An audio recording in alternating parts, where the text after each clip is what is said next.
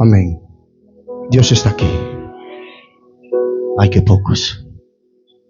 Dios está en este lugar. Aleluya.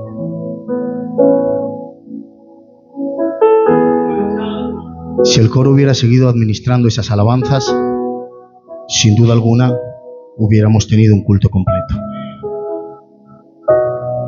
Amén. Bueno, como bien ha dicho el pastor, son menos cuarto.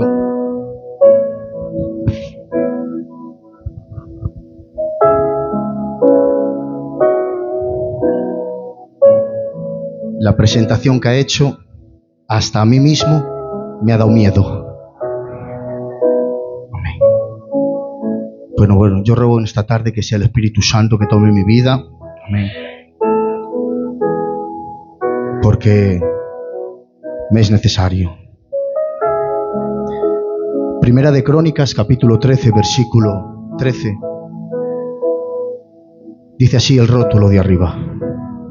David propone trasladar el arca a Jerusalén.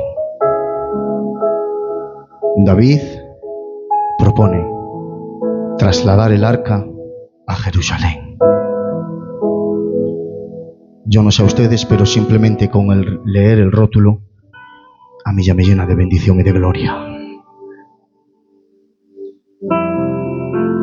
Vamos a dividir el mensaje en 3 puntos, ¿vale?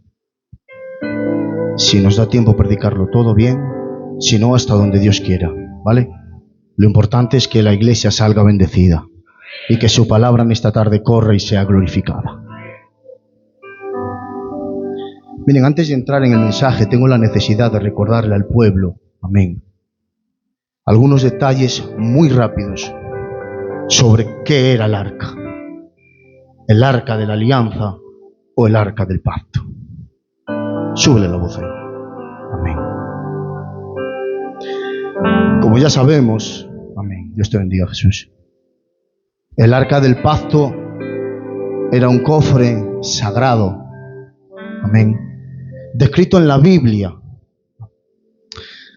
que contenía, entre otras cosas, las tablas de piedra con los 10 mandamientos.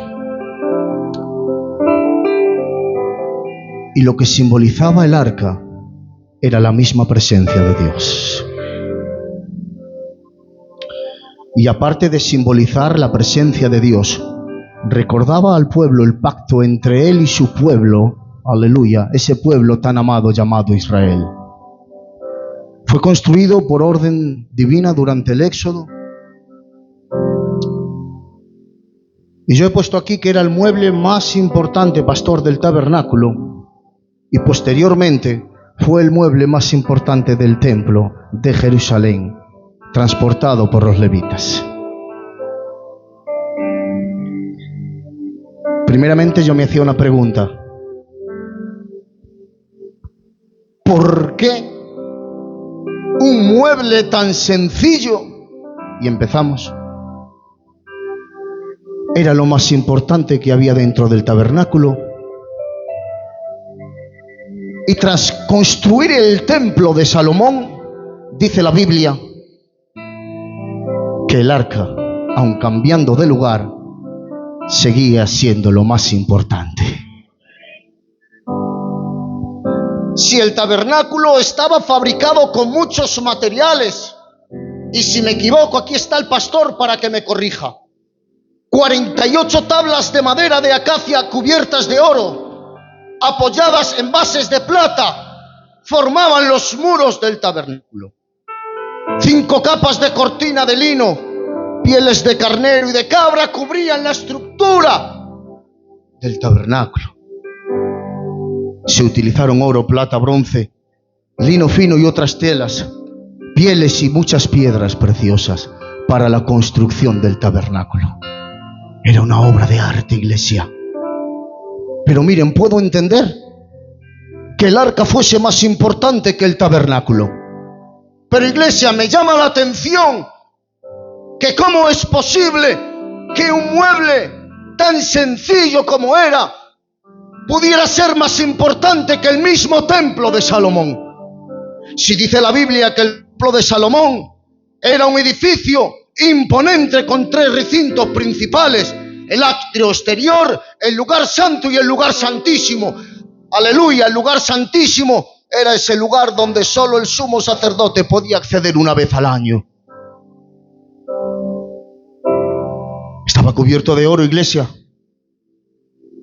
El templo tenía 2 grandes querubines. Los materiales en su construcción no fueron elegidos al azar, sino que fueron escogidos con premura. Se construyó con cedro de Líbano, ciprés y madera de olivo. Sus muros estaban cubiertos de oro quique. Se utilizó oro para los utensilios que habían en el lugar santo y en el lugar santísimo. Entonces, ¿por qué?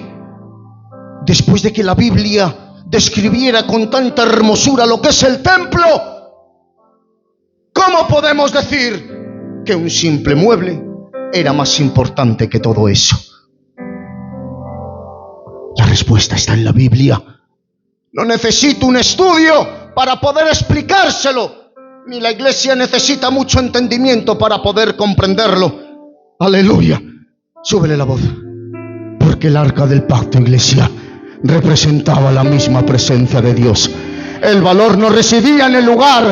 El valor no dependía de la calidad, de la comodidad, de los lujos, ni de tampoco de la majestuosidad con la que estaba construido el templo o el tabernáculo. El lugar tenía valor porque la misma presencia de Dios estaba en medio de ellos. Y voy por partes. ¿Lo digo sí o no? ¿De qué nos sirve tener grandes casas? ¿De qué nos sirven tener buenas comunidades? ¿De qué te vale tener lo mejor del mundo dentro de la casa si te falta lo más importante? ¿De qué te vale tener una gran capilla, tener unas buenas comodidades dentro de ellas? ¿De qué nos vale si empezamos los cultos y su presencia en medio de las congregaciones hoy en día brilla por su ausencia? Voy a ir más allá, tío Ramón. ¿De qué me vale ponerme a levantar en medio de la congregación mi voz con largas oraciones, con frases elocuentes, con palabras rebuscadas para impresionar a la congregación? ¿De qué me vale cantar como un artista o predicar como el mejor evangelista? ¿De qué me vale? ¿De qué me sirve si no tengo la esencia? Me falta lo más importante, me falta la presencia de Dios. Dice la Biblia algo muy importante a través del profeta Ageo. Dice: meditad bien sobre vuestros caminos. Escucha lo que dice la palabra de Dios. Medita bien sobre tus caminos. Siembras mucho y recoges poco. Ay, Padre. Coméis abundantemente y no sois capaces de saciaros. Bebéis y no os quedáis satisfechos. Os vestís y seguís teniendo frío. Dice el texto: vuestras casas están atesoradas, pero el templo de Dios está desierto. Hay quienes tienen de todo, pero les falta su presencia. Pasaba antes y pasa ahora. El orden de prioridades se ha invertido. El orden de prioridades en medio del pueblo y de las congregaciones se han invertido. Súbele la voz.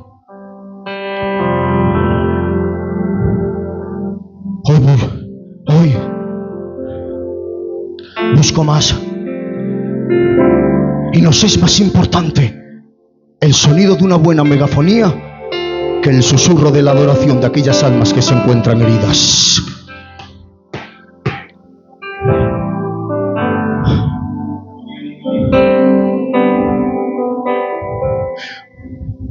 Hoy es más importante traer un buen mensajero que predicar la realidad de la palabra de Dios. No me importa el contenido, a mí me importa quién lo predica. Hemos invertido el orden de prioridades.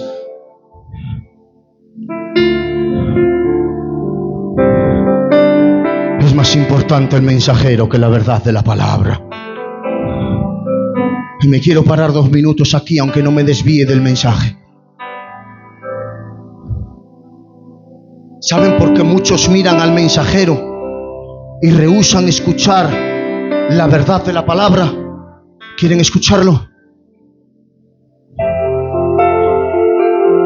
Hay quienes solo quieren recibir la gracia y la misericordia, pero no quieren escuchar la verdad a través de la palabra y mostrarles la situación de pecado en la que están viviendo.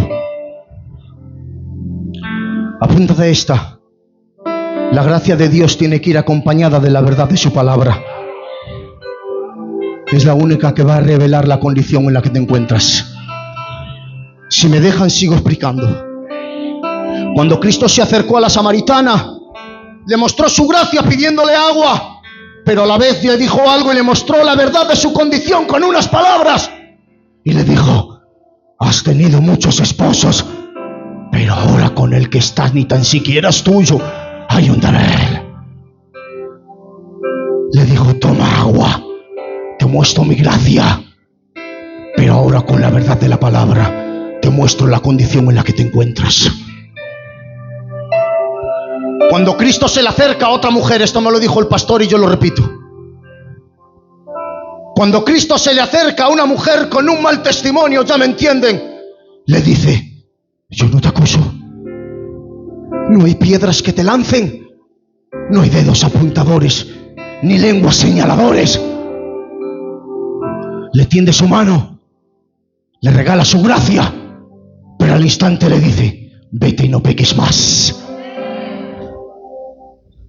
Hay quienes quieren recibir la gracia y el favor, pero no aceptan que se les predique la verdad de su condición. Si quieres gracia y misericordia, debes aceptar la palabra, debes aceptar la verdad. ¿Por qué? Miren.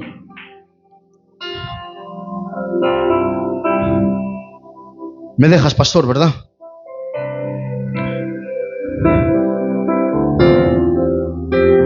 Porque aunque el padre del hijo pródigo aceptase su retorno a casa del hijo que se había perdido y permitiese la entrada mostrando misericordia y gracia, escúchenme con atención, eso no quiere decir que el padre consintiera que la condición que traía al hijo de fuera fuese perpetua dentro de la casa. Lo voy a decir.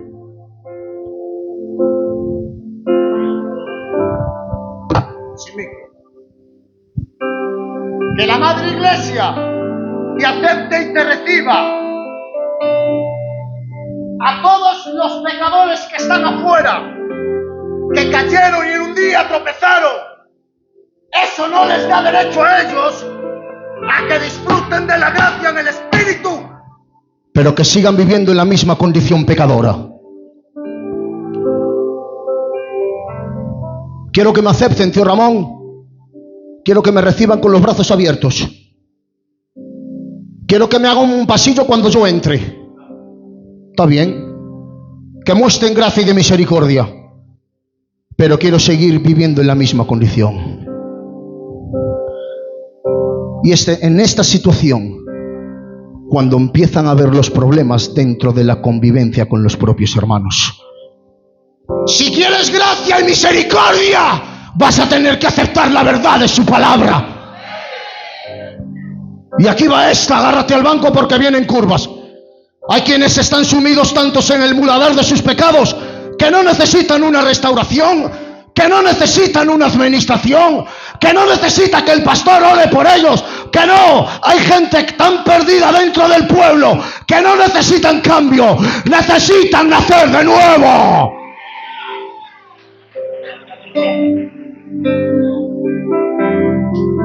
Que la Biblia no habla de cambios. Que la Biblia nos insta a nacer de nuevo. Volvemos al mensaje. Hemos cambiado el orden de prioridades. Déjenme decirlo. Se buscan más los ambientes espirituales que la misma presencia de Dios. Se busca mejor, la mejor melodía, el mejor mensaje, el mejor acondicionamiento. Eso es lo que se busca. Pero nos olvidamos de lo más importante: que este local se llene de la presencia de Dios. Que Mesa Cristianos ponía que yo esta tarde, porque no lo he terminado esta tarde, Ves a cristianos, Marcos, que vienen al culto y se tiran todo el culto llorando y temblando y hablan en lenguas y toman el pacto y echan a la ofrenda. Pero tengo que decirles que siguen viviendo de la misma manera y en la misma condición que cuando empezaron a venir a la iglesia.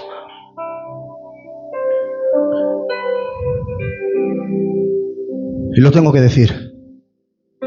Si el dulce sonido que produce el susurro de la voz del Espíritu no ha provocado en ti un nuevo nacimiento, no esperes que una simple melodía lo transforme. Hay quienes están esperando que un culto los cambie. Hay quienes están esperando que una alabanza les rompa el corazón y que salgan llorando. Todo eso está muy bien, pero voy a decirte algo. Como no te encuentres con Dios,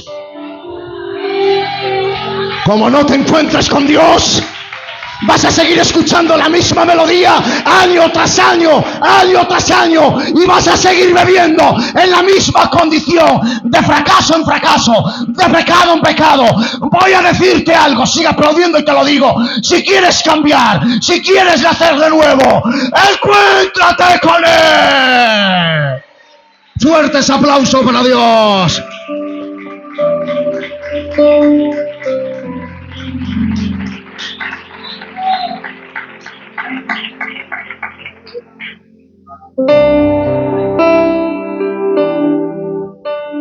Estamos bien, ¿verdad?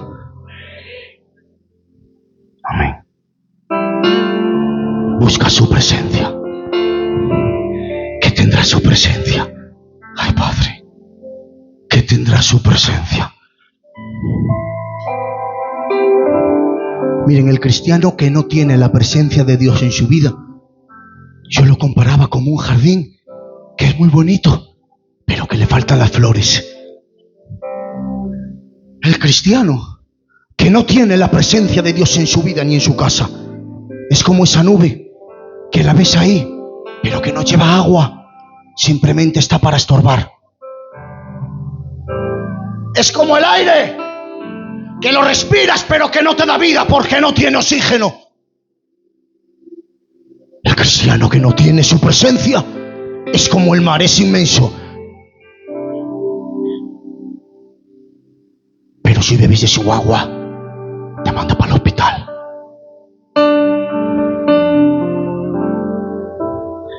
Un cristiano sin la presencia de Dios puede ser un perfume muy bonito, muy caro, pero no tiene esencia. Sin su presencia nos falta lo más importante.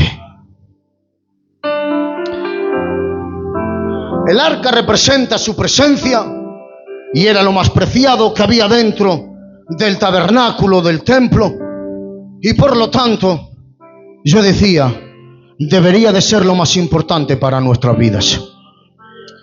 Un detalle más sobre el arca, ¿vale? Son las 9:05, denme 5 minutos nada más. ¿Cuál era la composición del arca? ¿Cuál era la composición del arca? Yo sé que ustedes lo saben, pero yo necesito leerlo. Dice así, Quique. Dice, harán también un arca de madera de acacia y lo cubrirás de oro puro por dentro y por fuera, y harás sobre ella una cornisa de oro alrededor suya. Harán también el arca de madera de acacia y la cubrirás de oro puro por dentro y por fuera. Qué bonito. Es que la madera de acacia representa la integridad, pero el oro representaba la santidad.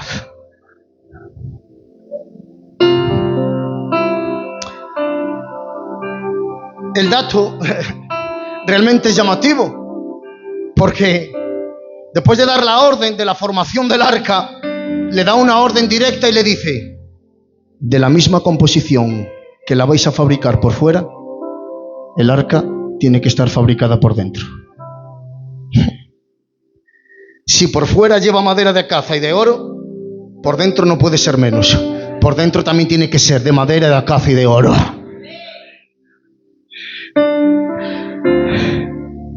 Si por fuera revela y muestra integridad y santidad, por dentro tiene que tener la misma calidad. integridad y santidad. Y yo decía, la misma demanda que hubo con el arca también debe de ser para su iglesia. No podemos ser de un material por fuera y otro material por dentro. Puedes pasarte todo el tiempo que quieras haciendo ver a la gente que eres de oro por fuera, pero el horno de la prueba revelará realmente lo que llevas por dentro. Digo más, puedes pasarte todo el tiempo que tú quieras haciéndole ver al pastor, a la gente, a los predicadores, a la iglesia, que tu traje de general del ejército del rey de Siria te distingue más que todos los demás. Pero ¡ay, caramba! Cuando se presente una persona sencilla e íntegra en medio de la casa, va a revelar lo que llevas dentro. El traje se descubre y más tarde o más temprano se ve lo que tú eres.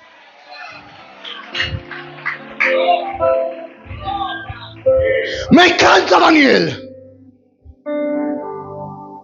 Me encanta Daniel. ¿Por qué? Porque dice la Biblia que todos los días en el palacio, por las mañanas, abría las ventanas de su casa de par en par. ¿Qué tiene que ver eso? ¿Quieres que te lo diga? ¿Lo digo sí o no? No se enfaden conmigo, ¿vale? ¿Saben ustedes por qué Daniel abría todos los días las ventanas de palacio? Porque dentro de su casa no tenía nada que esconder.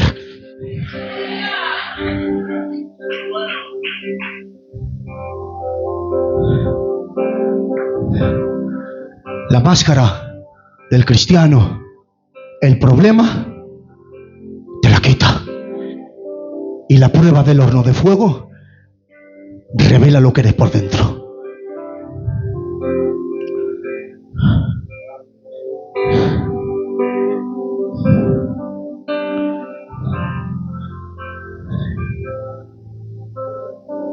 Son las 8, las 9 y 10. Pero este es el último punto, o el último detalle, para llegar al primer punto. Si ustedes me lo dejan dar, les prometo que para el mes que viene damos la segunda parte. Amén. El arca del pacto contenía dentro de sí elementos muy importantes. Tenía el maná del cielo que cayó en el desierto cuando el pueblo de Israel tenía hambre. Tenía la vara de Aarón que reverdeció y contenía las tablas de la ley. Amén. No les voy a hablar del maná porque ya en su día hablemos de él. Pero sí me quiero detener un segundo en un detalle acerca de la vara de Aarón. La vara de Aarón era una vara que estaba totalmente seca. Moisés la tomó y la colocó cerca del tabernáculo donde estaba la misma presencia de Dios. Y dice la Biblia literalmente que la vara reverdeció. No solo reverdeció, echó brotes verdes. No solo dio brotes verdes, sino que produjo flores. Y no solo había flores, sino que también dio fruto. ¡Qué bonito!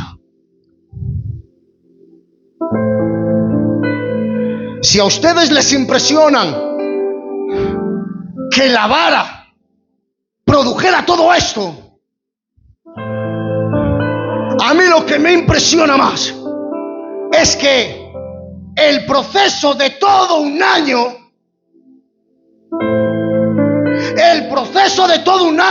desde que la vara se pusiera verde hasta que empezara a dar brotes verdes, hasta que salieran las flores y después de las flores salieran los frutos, un año, señores. Pero dice la Biblia que la vara, colocándose al lado de la presencia de Dios, el trato y el proceso que necesitaba en un año lo recibió en una noche.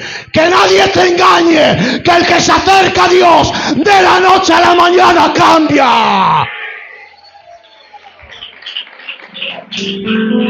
La mentira más grande que está implantando Satanás, que Jehová Dios lo reprenda, es la filosofía del cambio progresivo.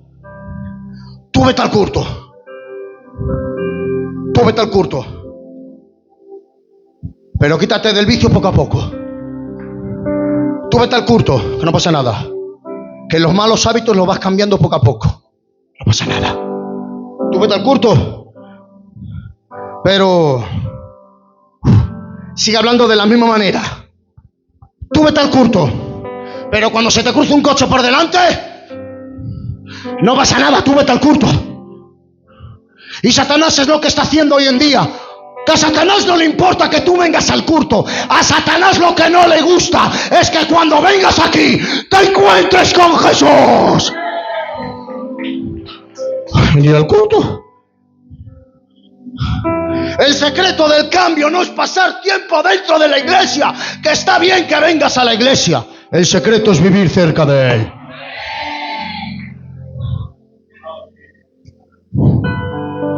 Y estaban también las tablas de la ley. Las tablas de la ley eran 2 piedras inscritas. Termino, ¿vale? Donde reflejaban los mandamientos y estatutos de Dios dados a Moisés. Estos estatutos eran unas ordenanzas. A ver cómo lo digo. Vale. Eran unas ordenanzas que todos, grandes, pequeños, ricos, pobres, de la familia de fulano, de la familia de mengano, los que estaban en el coro, los que predicaban, los que pasaban las ofrendas, todos tenían que cumplir. Claro. Y dentro de la iglesia, pastorcico, aunque a mí no me corresponde, pero le pido permiso para decirlo, siempre debe de haber unos criterios, unas leyes, unos mandamientos, unos estatutos marcados por la palabra y por la dirección de Filadelfia.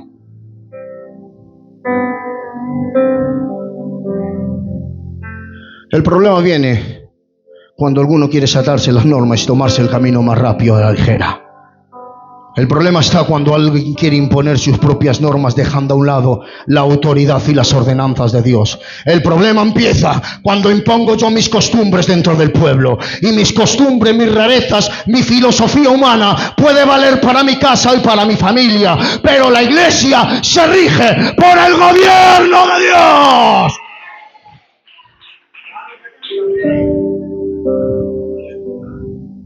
Dice la Biblia, en el año en el que gobernaban los jueces, dice, hubo hambre en la tierra. Gobernaban los jueces. Y el gobierno de los jueces, o el gobierno del hombre, provocó hambre, provocó escasez, provocó problemas, provocó divisiones, vinieron disensiones y aparecieron las rupturas. ¿Lo digo sí o no? No, ¿lo digo sí o no? Pues coge aire en tus pulmones para apoyar esta frase. Si lo crees, sí, si no, no. En mi casa mando yo, ¿sí o no? En la iglesia manda Dios. Fuertes aplausos para Él y que el Señor les bendiga.